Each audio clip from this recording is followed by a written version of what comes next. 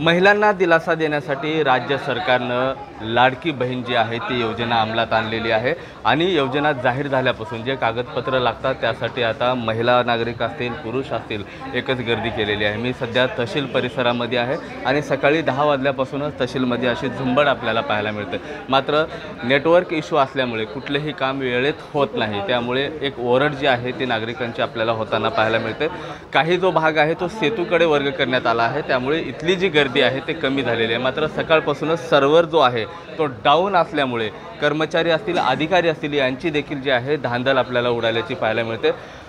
Ration card असेल त्यानंतर आधार card update असेल कुठलेही जो लिंक आहे ते लिंक आपल्याला होताना पाहायला मिळत नाही। महिला जे आहे सकाळपासून ताटकळत तिथे उभे आहेत, अधिकारी पण काम करताना आपल्याला पाहायला मिळतात। मात्र सर्व्हर डाऊन असल्यामुळे अधिकाऱ्यांची हात जे कुठेतरी बांधले असल्याचं आपल्याला पाहायला मिळतं। ही जी लाईन आहे गेल्या 2 दिवसापासून ही रांगा जी आहे तहसीलच्या परिसरामध्ये लागलेल्या आहेत आणि जो सर्व्हर आहे तो ठीक करण्याचं काम जो आहे तो युद्ध पातळीवर करण्याचं काम होते। मात्र राज्यभरातला कामाचा जो बोजा पाहता कुठेतरी इथला जो सर्व्हर आहे तो जो आहे तो निकामी ठरल्याचं पाहायला मिळते। त्यामुळे इथे येणाऱ्या ज्या महिला आहेत इथे येणारे जे पुरुष आहेत ते रिकाम्या हातानं परत जाण्याची नामुष्की त्यांच्यावरती ओढवलेली आहे। सध्या तरी जर बघितलं तर बीडमध्ये सर्व्हर डाऊन असल्यामुळे इथं मात्र नागरिकांना अनेक समस्यांना सामोरे जाण्याची वेळ आलेली आहे।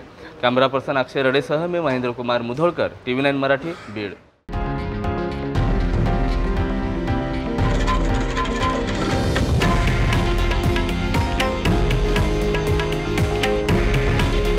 हे आहे देशातील नंबर 1 न्यूज नेटवर्क आणि आपण पाहत आहात TV9 मराठी। काळजी तुमची, हित महाराष्ट्राचं।